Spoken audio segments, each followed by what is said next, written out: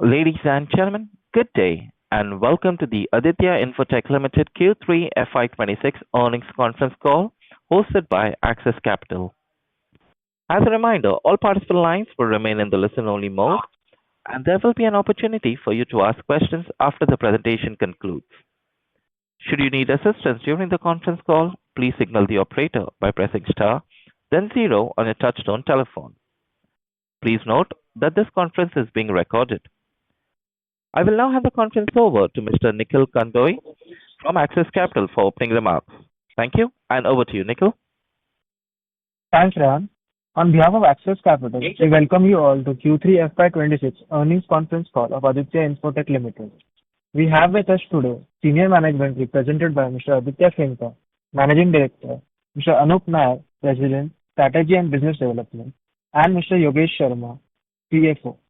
Now, I'll hand over the floor to Mr. Aditya Infotech for his initial comments, and then we'll open the floor for Q&A. Thank you, and over to you, sir. Hi, thank you, Nikhil, and good afternoon, everyone. Thank you for joining us today. In the third quarter of 2026, Aditya Infotech Ltd continued its profitable growth, operational discipline, and robust execution. Favorable industry tailwinds, largest portfolio of CP Plus trusted core cyber-secured products, large-scale domestic manufacturing, deep R&D skill sets, comprehensive distribution network, and sustained investments in technology and strategic partnerships help sustain our continued market share growth trajectory. Before I take you through the financials, let me briefly outline the broader industry environment in which we operate. The CCTV market demonstrates a robust long-term growth trajectory. Rapid urbanization with more emphasis on safety, improving spending power, and sustained government investments under smart and safe city initiatives are propelling strong and sustainable demand. Market projections suggest a consistent high double-digit growth over the medium to long term. We are also witnessing a decisive shift from HD analog products to network IP-based solutions, along with AI-enabled surveillance systems. Advanced video analytics, edge computing, and integrated command control platforms are becoming central to both government and private enterprise deployments, expanding the role of surveillance far beyond just security. From a policy standpoint, the Union Budget 26-27 has significantly bolstered India's technology and manufacturing ecosystem. The launch of the India Semiconductor Mission 2.0 seeks to expedite domestic capabilities throughout the semiconductor value chain in the country. These advancements strengthen the technology foundation that supports advanced CCTV and connected systems. They also enhance India's competitiveness in high-growth sectors such as artificial intelligence, Internet of Things, data centers, and sensor-based technologies, which are increasingly integral to future video surveillance solutions. The market landscape has also undergone a significant transformation, with notable shift towards cybersecurity certified domestic Indian brands and some MNC global brands. CP Plus stands out as the single largest player in this evolving landscape, with its constant effort in R&D, manufacturing, and localization.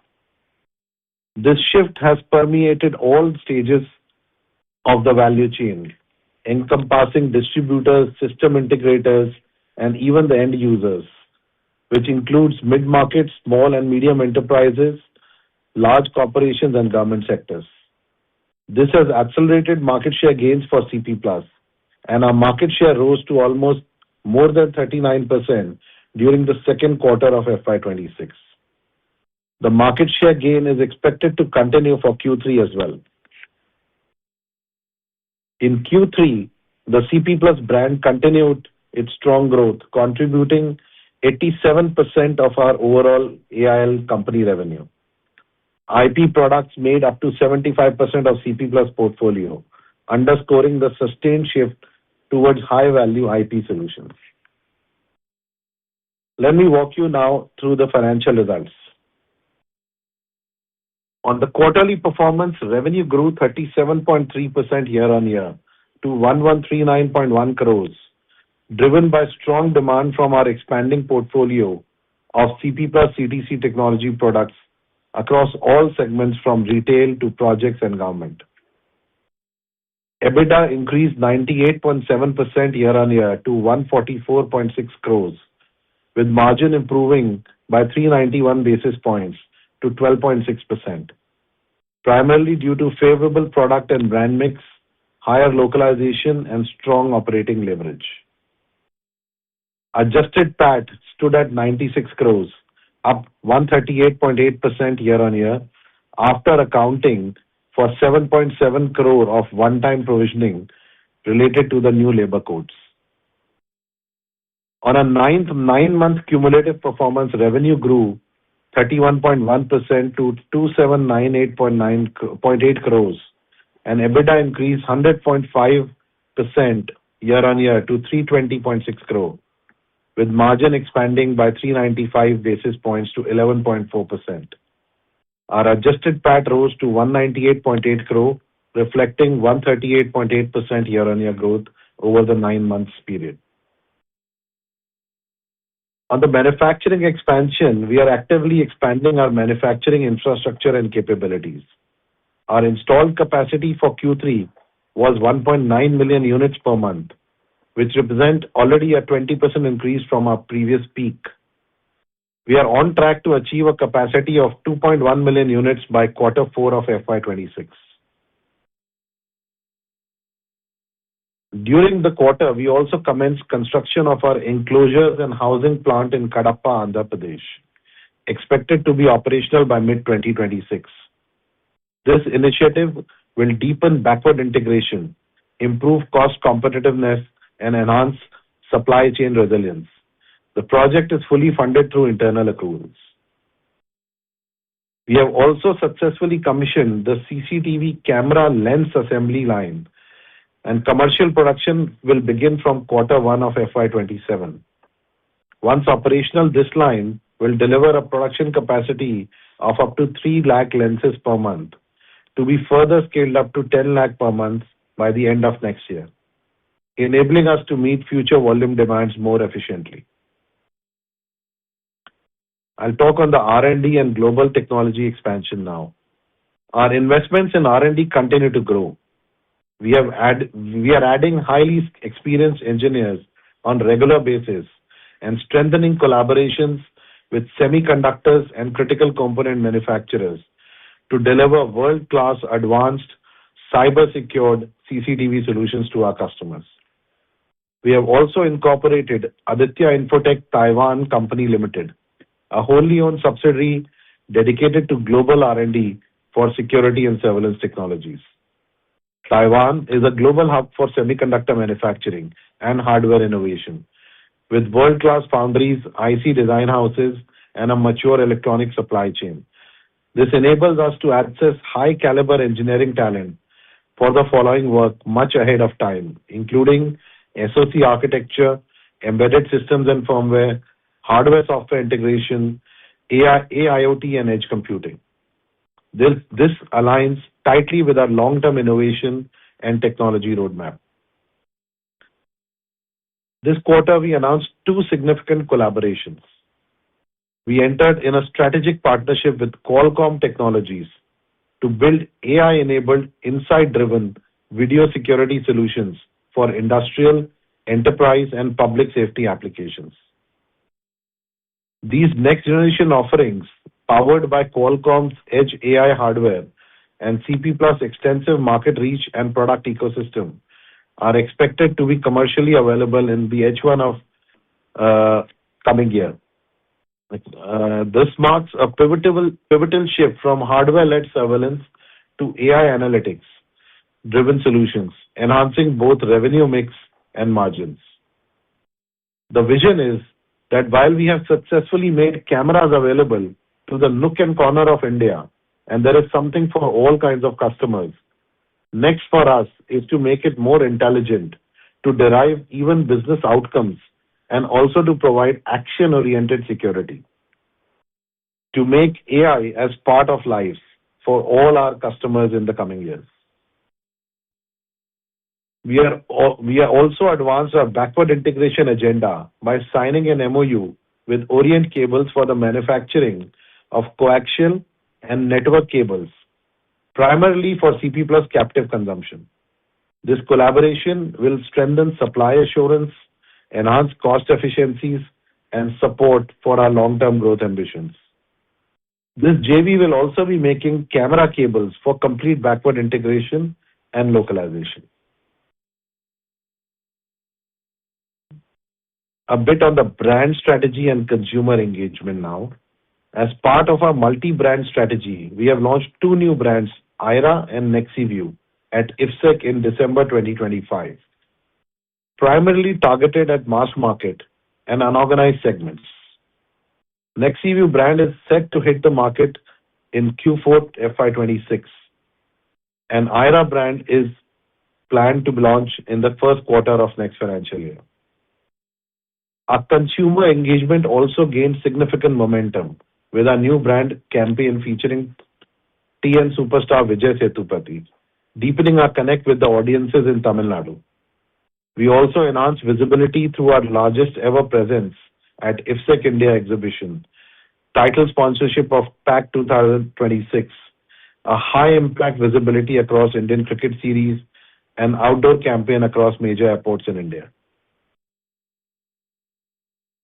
We have also announced a price hike of 6 to 8% in the month of January 2026, which is already passed to the market, and a further price hike is expected in the coming quarters in FY2026-27, in line with the input cost rise from the memory gaps which is emerging in the market.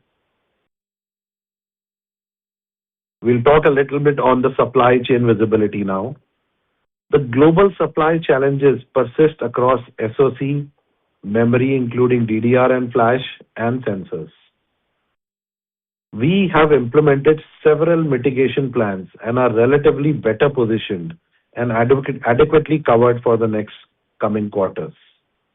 Our multi-SoC product development strategy involves product ranges across various SoC manufacturers, including Realtek, InnoFusion, Novatech, Umbrella, and Qualcomm, thereby diversifying our chipset sourcing base. For procurement, we are mapping the entire supply chain and directly engaging with all the chip manufacturers and their authorized distributors and also intermediaries, so as to ensure we have maximum availability at all times for the chipsets, especially in these crazy times. We are placing forward orders up to even 3 quarters in advance, and in some cases even doing prepayments to lock the chipsets, thereby securing supplies and maintaining market share growth trajectory. Given strong execution, a favorable external environment, and a robust product and manufacturing and localization pipeline, we up our guidance for FY 2026. On the revenue growth side, year-on-year, the range will be 3,900 to 4,100 with the expectation closer to the higher slab. The EBITDA margins we increased to 11 to 12% and PAT from 6 to 7 now to 7 to 7.5% in this year. To establish the tone for the upcoming financial year, we anticipate sustained robust growth and bullish sentiment. Consequently, our initial guidance for FY27 would be revenue between 5,350 to 5,550 crores, which is almost 30 to 35% growth over this coming year. The EBITDA margins are further raised to 12 to 13%, and the PAT from 7.5% to 8.5%. Thank you, everyone. We are now open to take questions from you. Thank you. Ladies and gentlemen, we will now begin the question and answer session. Anyone who wishes to ask a question may press star and one on their touchtone telephone. If you wish to remove yourself from the question queue, you may press star and two. Participants are requested to use their handsets while asking a question. Ladies and gentlemen, we will wait for a moment while the question queue assembles. We take the first question from the line of Renu Baid from IIFL Capital. Please go ahead. Yeah, hi. Good morning, team, and congratulations for the strong performance. So first question, while you've elaborated quite a bit on the supply chain concerns and inflationary impact and price hikes, could you share a bit more detail in terms of to what extent you're seeing the shortages impacting you? And you think while you're placing forward orders, near-term execution may be slightly softer when we look at fourth quarter? And in terms of inflationary impact, what would be the exact cost increase that you're seeing? And in addition to the 6 to 8% price hike for Jan, would it be possible for you to quantify what is the quantum of price hike planned for fourth quarter and subsequently first quarter of 27? That's the first question. Okay. Thank you, Renu. So Renu, you see, generally what I have seen in the past couple of decades also in a situation like this, when there is a component shortage or something, it's actually for the big players an opportunity to scale bigger. The challenge comes to the long tail of the small players, which are unable to secure supplies because the supply is that much only. So what we have done is we've locking. First, we have done multi-SOC supply chain. So all our products, we have option A, B, or C available. That something or the other will be available to for the same set of customers to be provided. Second, we have ensured enough supplies and lock-ins with all the chipset owners across the board. So all these 4-5 main chipset owners and the flash guys that we keep securing. And the only major change which will be there is the flash, where the prices are beyond control. So that is the thing, but the supply we are ensuring. So our focus will be to provide the supply, even though the cost may be a little higher on the DDR and the flash side. But supply side, we are ensuring that we don't fall short and our production keeps scaling up and our market share keeps scaling up. So this is we are taking it as an opportunity to scale up further. Now, our guidance for next year and your second part of the question, that how much impact will be there on the price, it will be a double digit. Now, what level of double digit hike further, we are quantifying and seeing. What we are trying to do is that it doesn't impact our margins because we are the largest supplier, almost 40% of the market, and we are aiming to scale it up further in the coming future. And the other side of the supply, there is a shortage which is there for the balance 60%. So we don't see a challenge with respect to the revenue, achieving, as long as we are able to maintain supply. So whatever is the input cost rise due to this, we are passing on without affecting our margins. And I think that's how it is. But it will be a double digit because at the moment, the next 6 months, the 6 to 8 months rather, the memory and DDR is going over the roof. So it could be 10, 15, 20, 25. We are just quantifying what best we can do to balance out the supply. So it depends. Every month, 2 months price may have to alter. Correct. Get it. Secondly, in line with some of the strategic initiatives that you have planned along with Orient Cables as well as with Qualcomm, how do we see the capex numbers for FY26 closure and for fiscal 27 along with the backward integration plan? So I think this year capex we have primarily funded from our own with respect to capacity expansion, and a little bit was done on the corporate office, which we intend to finish in the Q1 of next year and move in there, which is the R&D center where we have a huge R&D setup, labs and everything. And next year, I think the Orient Cable capex will soon be out, but it's not much. We'll most likely be funding through internal accruals. It's a 50-50 JV, so both partners will be providing for the capex, and it's not too significant or material.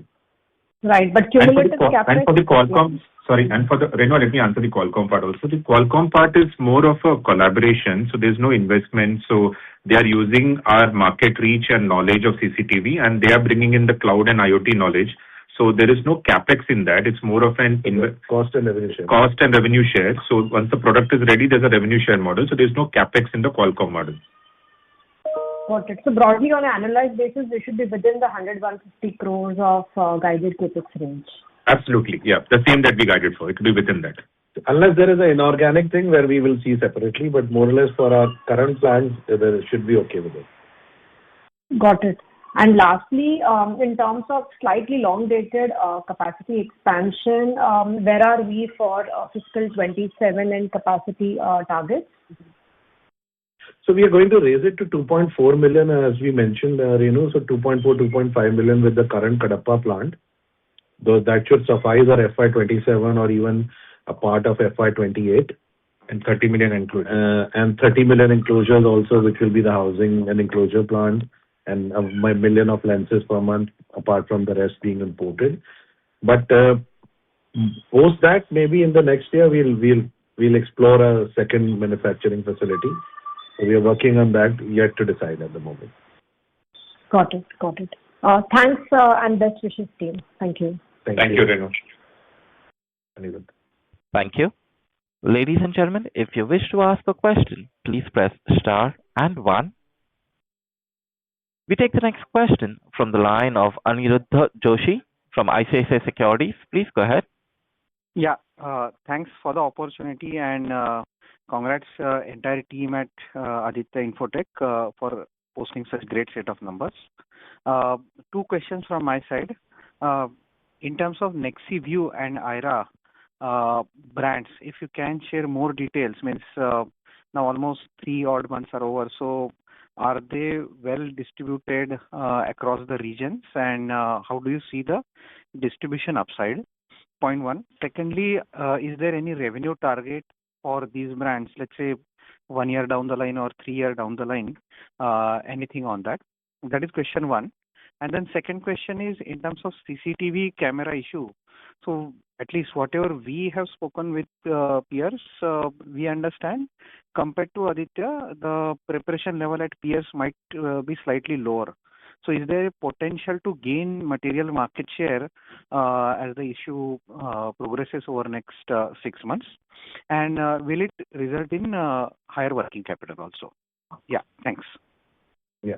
Thank you, Aniruddha. I think I'll take the first question on the IRA and NexiView. See, the logic of launching these brands were because we wanted to evolve with a substantial market share as a company. CP Plus has already close to 40%, and we believe we will strive to further scale this up. Now, there are, we being the largest player in the market in trading and distribution across India, there are a set of customers who believe in a depth distribution model. So we launched the NexiView brand to cater to those customers. Like a guy maybe in Surat will say, I want exclusivity in Surat. A guy in Ahmedabad will say, I mean, in Ahmedabad exclusive. So it's like a city-based exclusive kind of a model with the NexiView brand, and this takes care of them. Had we not done that, these guys would probably given some, ray of light to small private Indian other brands.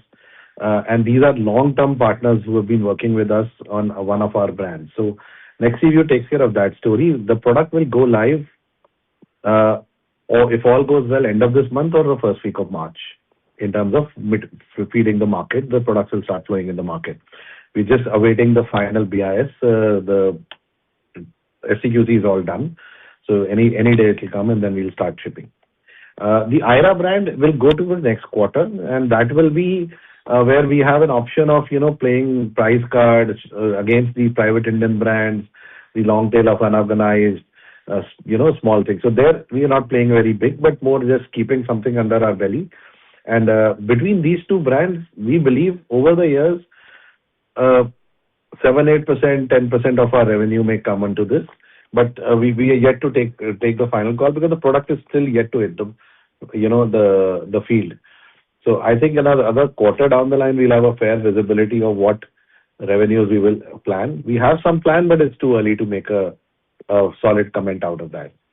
The second question is with respect to the market share, then the readiness of the competitors. Yes, we believe we are right now the only player who has the solid readiness with respect to all facets of business, be it the market reach coverage, be it brand power, be it distribution, be it the manufacturing, localization, certification, all those things. So we are putting all our guns on fire. And we feel that in the next 6 to 12 months, our market share will continue to rise. Now, to what percentage is early to say, but we are trying to hit the halfway mark. Let's see how it goes. Sure, sir. And just lastly, the working capital, do you see any increase in working capital? Not really. I think we should be in the similar lines in the coming year also. Because you see, when there is a supply tightness also from across the board, the extensive use of working capital will not be probably required. So I think more broad basing and more faster turnarounds will be the situation. So we are improving on that side. So I don't see, even if with the high growth, some slip up here and there, but still the faster turnaround will balance it out. And we should not have an excess requirement of working capital. We are not factoring in any other. No, sure, sir, sure. That's very helpful. Last thing, as the inventory as the supply chain situation remains tight, I guess the inventory in the trade may also reduce. And while the demand for product may remain, but the trade inventory goes down. So it's a very ideal situation for price hikes. So you see a possibility of a very strong price hike at the earliest, or it will be more of a staggered manner? So I think a double-digit hike is just across the line, I think, from the coming quarter. And let's see after that staggered way how we can do, because the impact is sizable with respect to the flash and all. And with such impact, you see the smaller players will never take a stance. So they will play it safe. So there will be further gaps which we foresee. That's where we are anticipating. Okay. Okay, sure, sir. So this is very helpful, and many congrats to the team. Thanks. Thank you, Anil. Thank you. Thank you. Ladies and gentlemen, a reminder, if you wish to ask a question, please press star and one. We take the next question from the line of Dhruv Jain from Ambit Capital. Please go ahead. Thank you for the opportunity, sir. So my first question is on market growth, right? So you spoke about double-digit market growth in the coming year. So if you could just speak about some of the sectors that, in your view, are doing well in terms of growth, and incrementally over the next 2 or 3 years, which are the 2 or 3 subsectors you expect to drive this growth consistently ahead? So, Dhruv, market, India is actually still under-penetrated with these technologies. The general, consensus is 16-18% market growth should happen year on year.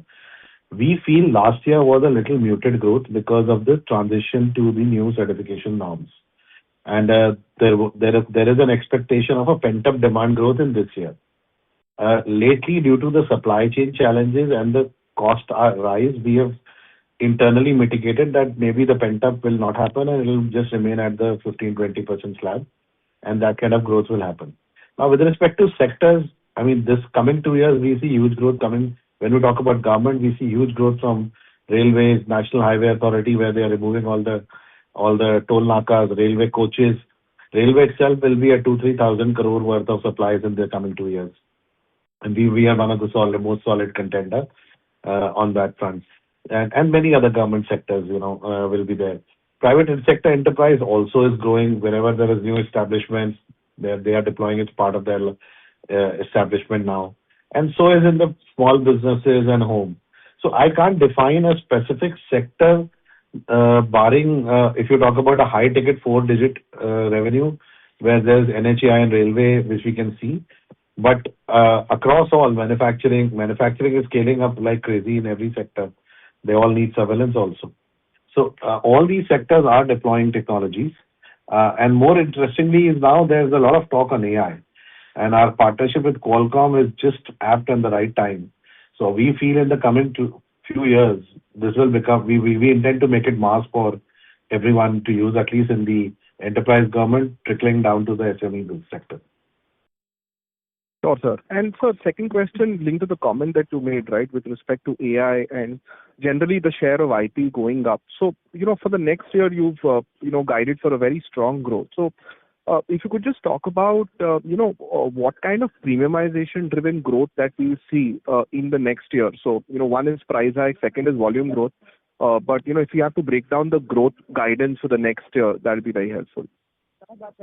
So you see, if you look at the front-end camera devices, there are three categories we bucketize the product. One is analog HD, second is the IP camera, and third is the Wi-Fi 4G home cameras, where we call it the plug-and-play devices. Now, what is going to happen is HD is going to go flat. HD will not grow, and HD ASPs are maybe 30% of a IP camera. So अब आप एक suppose एक hall है, उसमें 4 camera लगना है, so the only 4 cameras will be put, whether you put IP or analog or a Wi-Fi, because that can be most likely cover, or maybe 5 cameras, 4 or 5. So the whole growth is going to be on the IP maximum and some growth in the Wi-Fi.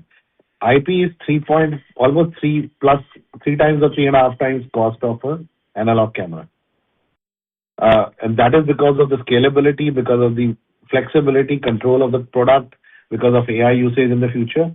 So that is what is going to drive. So there is if you talk about per unit ASP of all cameras put together, that will grow up because HD is not growing and IP is growing in terms of total units. And I think the price rise and the cost rise will also play an impact. We haven't, to be honest, factored too much on that in our guidance at the moment. We are still yet to do that because we haven't passed it on. So we have some leeway there also. Fair enough, sir. And sir, if you could just spell out the contribution of Dahua revenue for the 9 months in this quarter, and what is the kind of revenue you expect to generate from that vertical in FY27? So I think Dahua, first I'll take the second part. Next year would be not even 150 crores of our revenue. So it will be just like a feeder thing. So it's negligible. It doesn't cross our mind also in our planning. And so this year also, whatever inventories we had, we cleared out. Now the revenue is about 10-15 crores a month kind of a thing only. It's not much in this year also. So Dhruv, the CP revenue, as we have said, is almost at 87%. So we see this almost touching 90 plus going forward. Okay. And thank you so much and all the best. Thank you. Thank you. We take the next question from the line of Naushad Chaudhary from Aditya Birla Mutual Fund. Please go ahead. Yeah, hi. Thanks for the opportunity and congrats on very good set of numbers, sir. First, on the price hike, sir, I just wanted to understand, because historically this category would have been largely deflationary category, and this is the way the channel and users mindset would have been. How you think the price hike would be absorbed and should not impact anything on the demand side, at least for short term, because nobody in the channel would have experienced this kind of thing from this category. Yeah, hi Naushad, thank you. So I think Naushad, you are absolutely right. People are not used to these kind of things. But what is happening this time is it's across the board. It's not just security and surveillance today. You talk about a NVIDIA GPU, you talk about a Seagate hard disk, you talk about a basic laptop. I was told 45,000 laptop is now 65-70,000 in the market already. So it's already 40-50%, 30%. So what is happening is the price hike in the very higher end products will not be that much because those chips are not going too high. There it might be just a single digit. In the medium range will be probably early double digit. But the low end one, the entry level one, is where the maximum impact is, because the DDR3 is reduced completely. It's now going to DDR4. Then there is most of the manufacturers have stopped making 8 and 16 GB. Their entry level has gone to 32 GB. So that entry level product, which the low end developing countries were using, is under challenge. And when you add a medium range SoC or DDR to make that product, the cost goes to a mid-level product. So that's where the impact is. We believe the channel is mentally ready. The dealer distributors are mentally ready because for last 2-3 months they are seeing this in the market. And one of the products we trade is the micro SD card with our Wi-Fi camera. The cost has gone up 3x already, and it's whatever we are getting, people just buy. So it's not something which, we are quite confident that that absorption will happen. And like I said, the pent-up demand we were expecting will happen this year. Whether it will happen or not is yet to be seen, but the normal growth of the market will happen in terms of 15-20%. We believe that should happen, may not have the pent-up demand. So that is the mitigation we have done. But more than that will be covered up by the revenue growth itself, in terms of the price resetting. So 15-20% volume growth should not be a challenge, and balance you will cover from the price hike. So you can say we will target more than 20% revenue unit growth, and the balance from price hike, and then this unit growth will largely happen on IP camera, not on the analog HD. So the ASP is much higher. Right. And second, on the growth levers beyond FY28, if I understand it correctly, your core categories would hit a substantial market share by then. And post that, how should we, look at Aditya Infotech, beyond FY28, between 28 to 30, 31, how the growth journey would be? What are the levers we have in place? So Naushad, that's a far-drawn question, but I can give you some sense of what we are thinking. So we are preparing ourselves to be a global company. We are, preparing ourselves on all, fronts. The Taiwan R&D setup, some more we are expanding, which will come in the future. Some inorganic plans are going on.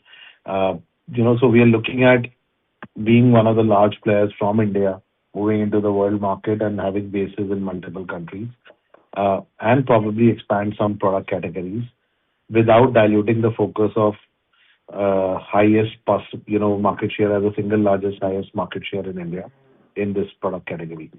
So that's where we are working. And then the last point is to enter into the cloud and the cloud data center and the AI services. So these are the visions. So work is going on and all. How far we will be successful is early times, but that's the direction we are taking the company into. Sure, sir. Thank you so much. All the best. Thank you. Thank you, Nisha. Thank you. Ladies and gentlemen, if you wish to ask a question, please press star and one. We take the next question from the line of Pratik Chaudhary from Samarthya Capital. Please go ahead.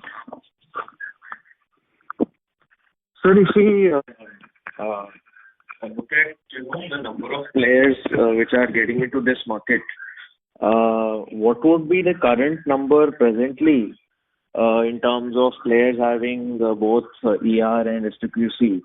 And also, I mean, we presume that there are many in the pipeline, So what is your current perspective on this, and how do you see that shaping up industry dynamics over the next 1-2 years?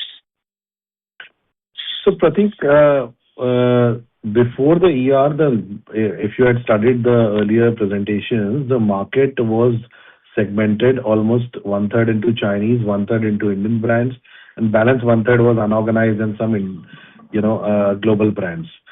So right now, the ER certification, I don't know the exact number, but I think 5-6 Indian brands have gotten some models, and about 5-7 global brands have got. So a dozen over brands have qualified. Now I don't know how much portfolio is qualified for all. CP Plus, of course, is the largest one at the moment, and most of them, apart from the Chinese who don't qualify any further, did not have proper manufacturing, localization, or any, of the proper setup in India. There's just few people doing here and there, 1 or 2 offices, that kind of thing. So they're all scaling up their infra step by step. Some are not, some are living with that. So right now, the global brands doesn't cross our mind in terms of, because their pie is less than 10% of the overall market, which is another 5-6 brands who have qualified, and largely in the enterprise sector here and there. Very selective in the government, and nowhere in the SMB and the home market, which is almost 60% of the Indian market. The other Indian players, most of them who have qualified, barring 1 or 2 who were there in the retail distribution, most of them were again in the enterprise and government. So Enterprise government, yeah, some brands have qualified. Retail distribution, still there is not much competition. I don't see with this supply tightness of the semicon and the memory that new entrants will come so fast. So any new entrant, maybe from another industry, would want to try this, may have to take a year or two delay, because first they will be grappling with their own product supplies, because the shortage is not just in CCTV, it's all across all electronics. So let's say another electronics company has to come. They need to first focus on their home turf or whatever products they're doing. Post that, they'll work on getting this, and in this, whether they will get the supply is another question at the moment in terms of the semicon. So we feel we have a good year headway, at least, and the supply shortage will play to our favor even more before we see more competition.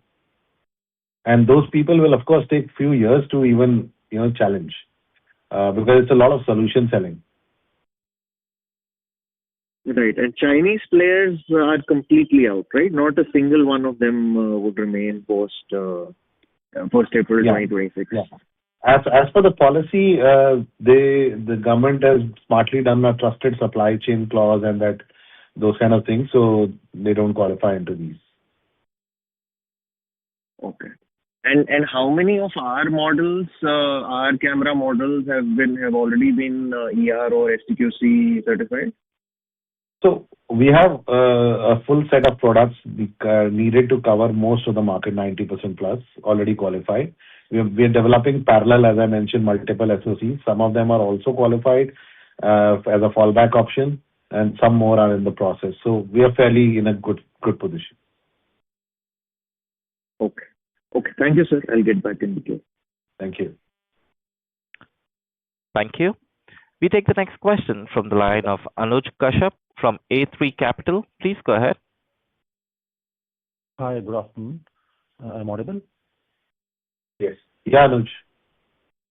Sir, just I wanted to know, do you have any data in terms of percentage penetration, like in Indian, if we compare the Indian population size vis-a-vis to China, what is the penetration right now of the products, of the camera products? I will send the Frost report.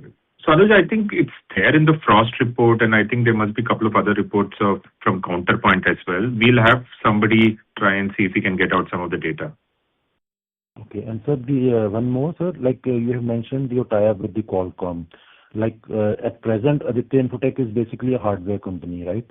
And now, if we are we envisaging that we turn into a service company plus hardware plus software as a service company? That's right. So yeah, that's the direction, Anuj. So even in the cameras we sell now, there is base level of analytics that are there. But what we are talking about is actually exploring the market and trying to take AI and analytics to the mass market with Qualcomm. And yes, that will be part of our journey to start selling services and AI to each and every customer that we are selling the IP camera range to. So that's part of our mandate for the long term. And sir, do you have any in your mind any revenue breakup, if just for imagine 90% is hardware and 10% is software? Do you have some such type of data in your mind? So it's too early. The Qualcomm relationship also, is currently in the POC stage, and we're looking at anchor customers. And the whole AI market is also nascent, so it's too early to put a percentage to that. We would have some internal benchmarks into what percentage of our revenue should be from services, but that's way too early at this point in time. Thank you, sir. Best of luck for your future endeavors. Thank you. Thank you. We take the next question from the line of Aniruddha Joshi from ICICI Securities. Please go ahead. Yeah, thanks for the follow-up question. Just one question. There have been a lot of news flows regarding railways installing the cars, even CBSE, ICSE schools also installing the cameras in the classroom. So any further update on that? And in which stage these initiatives from the government would be, means either planning stage or execution, and where does Aditya Infotech stand as of now on that? Yeah, thank you. So Anirudh, the railway orders have started flowing in. The orders are closed. The orders are already logged in the system. So the materials are being procured. So you should see some billing in this quarter, and majority of the billing will flow into the H1 of next year. and we will have our share of the business. So it's still ongoing. There are tenders happening left, right, and center. We are the largest. And as the largest player, we would take our market share. Yeah, thanks. And in terms of schools, etc., any update on that? So yeah, the government has mandated for the schools to uptake, but it's a slow process, Anirudh. It's not as if it's a definite mandate where everybody has to comply overnight. So we are getting wins there, but it's not something. It's not a large tender or a large state-driven thing. It's more school-wise, district-wise, and that falls into our mid-market strategy, and we are winning those cases. We mentioned in our speech that we can see CP Plus brand permeating all through the layers. So it's not just the market shares happening at the distribution. This has actually now become the de facto brand even at the end consumption level, be it the retail customer, the mid-enterprise, or the large corporate or government. So that's the positive signs that we are seeing. And any new greenfield projects that are coming in, by default, it's on CP Plus. Okay, sure. Very helpful. Many thanks. Thank you, Anirudh. I think that's the last question we take. Yes, sir. Ladies and gentlemen, with that, we conclude the question and answer session. I now hand the conference over to the management for their closing comments.